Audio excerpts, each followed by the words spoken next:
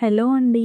ఈరోజు మన ఛానల్‌లో ఎంతో టేస్టీ అండ్ ఈజీగా అయిపోయే రెసిపీ షేర్ చేస్తున్నాను.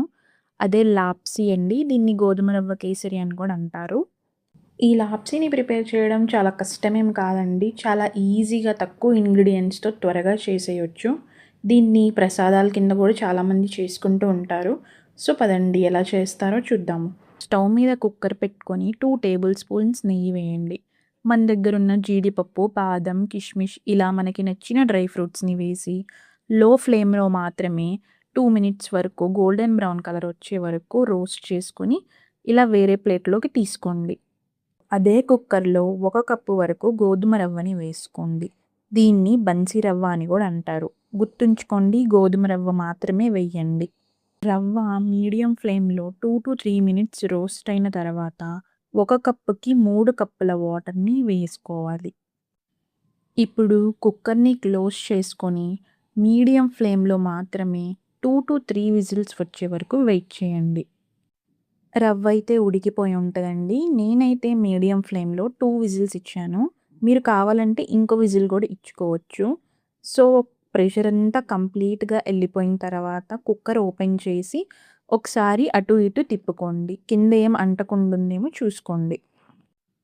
1 కప్పు రవ్వకి 1 కప్పు తురిమిన బెల్లాన్ని తీసుకోండి. మీరు స్వీట్ ఎక్కువ తినేవాళ్ళైతే ఇంకొంచెం ఎక్కువ వేసుకోవచ్చు. మా ఇంట్లో స్వీట్ ఎక్కువ తింటారు కాబట్టి 1 కప్పు మీద ఇంకొంచెం ఎక్కువ బెల్లాన్నేసానండి. మొత్తం బెల్లం ఎయ్యాలని ఏం లేదు. మీరు హాఫ్ బెల్లం, హాఫ్ షుగర్ గూడా ఏసుకోవచ్చు. లేకపోతే మొత్తం షుగర్ అన్నా వేసుకోవచ్చు. ఏం ప్రాబ్లమ్ ఉండదండి. పైనుంచి మళ్ళీ 2 టేబుల్ స్పూన్స్ నెయ్యి వేసి బెల్లమంతా కరిగేలాగా నీట్‌గా మిక్స్ చేసుకోవాలి. నేను రెడ్ ఫుడ్ కలర్ యాడ్ చేస్తున్నాను. మీ దగ్గరుంటే మీరు కూడా యాడ్ చేసుకోండి. లేకపోయినా గానీ ప్రాబ్లమ్ ఏం లేదు. చూడ్డానికి చక్కగా కలర్‌ఫుల్‌గా ఉంటుందని నేను యాడ్ చేశానండి.